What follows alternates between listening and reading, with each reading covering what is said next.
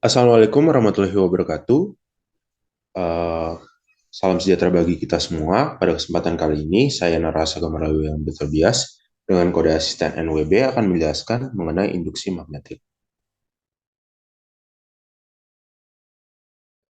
Nah, jadi outline yang akan saya bahas adalah mengenai tujuan praktikum, dasar teori, alat bahan, tata cara praktikum, dan juga pengolahan data.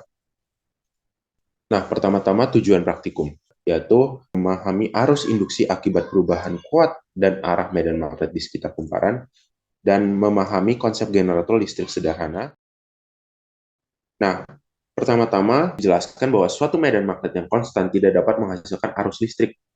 Namun, perubahan flux medan magnet yang dihasilkan arus listrik atau hukum induksi Faraday, arus listrik inilah dinamakan arus induksi. Jadi, di sini ingin dijelaskan bahwasanya untuk menciptakan sebuah arus listrik itu tidak bisa dibuat dengan medan magnet yang konstan, tapi harus ada perubahan atau deviasi, ada perbedaan. Nah, jadi di sini perubahan flux magnetik yang bergerak melintasi loop seluas A, nah ini yang kumparan biasa, NBA cos theta.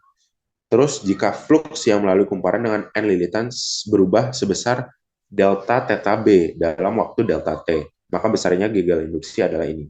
Nah, jadi ini dua rumus yang nantinya sering terpakai di uh, modul ini ya. Nah, di sini kita juga lihat bahwasanya theta B atau nilai theta B itu akan makin besar jika nilai kumparan itu makin besar atau nilai N itu makin besar serta nilai A-nya juga makin besar. Selanjutnya, ada juga arah induksi baru dapat dijelaskan oleh Frederick Lenz yang dikenal sebagai hukum Lenz, yaitu gagal induksi dan arus induksi memiliki arah sedemikian rupa sehingga melawan muatan yang menghasilkan GGL dan arus induksi tersebut. Jadi di sini kita memahami arus induksi akibat perubahan kuat dari arah medan magnet di sekitar kumparan. Nah, jadi di teori GGL ini kita akan memakai galvanometer, kumparan, dan batang. Nah, di sini kita akan melihat simpangan-simpangan yang terjadi pada galvanometer. Itu yang akan kita analisis. Nah, di sini biasanya secara umum jika kutub utara magnet dimasukkan lebih dahulu, maka jarum galvanometer ke arah positif. Tapi kalau kutub utaranya dikeluarkan, maka dia akan negatif. Tapi sebaliknya juga selatan dimasukkan negatif, keluarnya malah positif. Jadi dia hanya berbanding terbalik. Nah, kalau diulangi terus, dia itu simpangannya akan makin besar ya, secara lebih cepat. Dan kalau lebih pelan, dia akan lebih lambat. Jadi analisisnya seperti itu.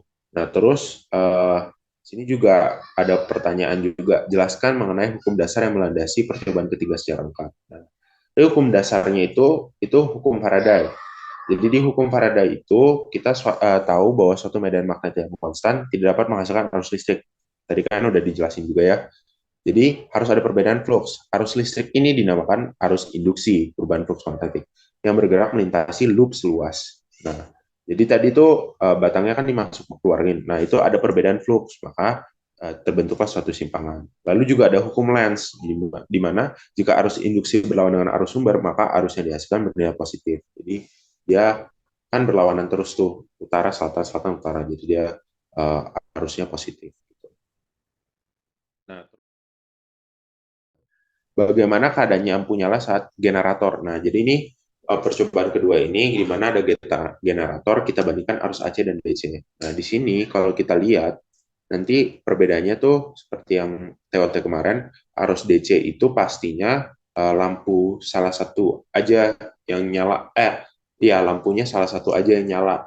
Jadi kalau didorong ke depan lampu merah yang nyala, kalau di belakang lampu putih yang nyala. Kalau AC dua-duanya nyala tapi kedap-kedip. Nah, itu yang yang membedakan. Nah, terus cepat lambatnya itu lebih ke arah terangnya suatu lampu itu nyala. Jadi kalau makin cepat generatornya kita putar atau begitu dorong itu makin besar juga lampu luminitas cahayanya itu. Nah, baru bagian apakah dari generator listrik di percobaan kelima yang diam dan bagian apakah yang bergerak. Dari alasan pula bagaimana fenomena tersebut terjadi. Nah, jadi bagian yang diam atau stator itu magnet yang kita taruh ya. Terus yang bergerak tuh rotor kumparannya. Jadi saat diputar itu, maka dia akan mengalirkan arus listrik dari gesekan-gesekan itu, maka lampu pun nyala. Karena flux magnetiknya berubah-ubah. Sekian dari penjelasan saya mengenai induksi magnetik. Mohon maaf bila ada salah kata dan kekurangan. Wassalamualaikum warahmatullahi wabarakatuh. Kita membuktikan hukum Lenz dan juga GGL. Nah, yang pertama sini ada solenoida 1000 lilitan. Terus di sini ada galvanometer, di sini ada magnet U, dan jangan lupa jumpernya. Jadi pada semodul kedua ini di percobaan ketiga kita itu membuktikan hukum Lenz dan juga GGL. Nah, yang mana pada kok bisa hukum GGL? Jadi hukum GGL itu dihitung dari si galvanometernya. Jadi untuk merangkainya pertama kita colokkan plus ke plus dan juga min ke min. Nah, jadi pertama kita coba dulu utara, kita masukkan ke solenoidanya. Jadi kita masukkan, untuk pertama kita masukkan pelan-pelan terlebih dahulu. Kalau kita masukkan si di galvanometernya itu menuju ke kanan atau ke positif. Jika ditarik dia ke minus atau ke sebelah kiri. Jadi kita coba lagi masukkan dan juga keluarkan. Masukkan dan keluarkan. Jadi ini sekarang kita coba untuk jika magnetnya kita masukkan ke solenoidanya secara cepat. Bisa dilihat, jadi di sini ada penyimpangan yang sangat besar. Nah, selanjutnya kita coba yang kutub selatannya. Sama kita masukkan ke solenoidanya. Kita masukkan secara pelan dulu. Nah, kalau beda selatan, tadi kan kalau utara dia kalau kita masukkan dia ke kanan atau ke positif. Kalau yang selatan, dia kalau kita masukkan dia ke arah kiri atau ke negatif, dan ditarikan dia ke arah positif. Jadi kita coba juga dengan masukkannya dengan secara cepat.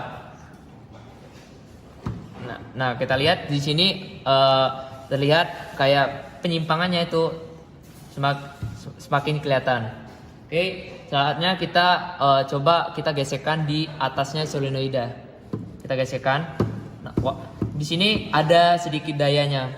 Kita bisa lihat di sini, dayanya itu bergerak walaupun dia tidak terlalu gede. Oke, selanjutnya pada modul kedua dan percobaan keempat.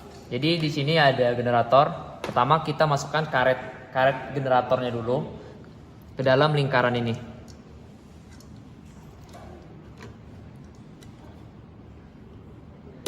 Oke, setelah itu kita letakkan magnet U ke tempat yang telah tersedia.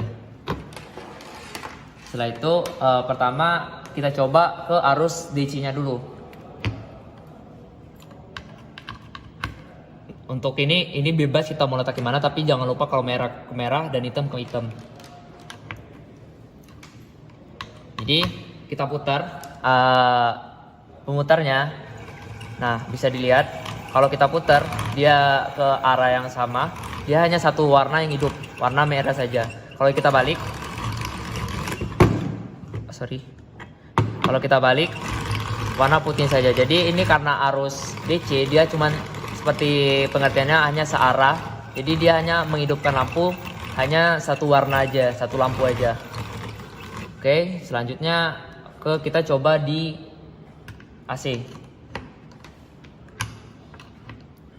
Kita coba pada arus AC. Nah, bisa dilihat kalau arus AC kita putar, dia lampunya itu hidup dua lampu hidup, dan pada saat dibalikan dia juga sama, dua lampu juga hidup.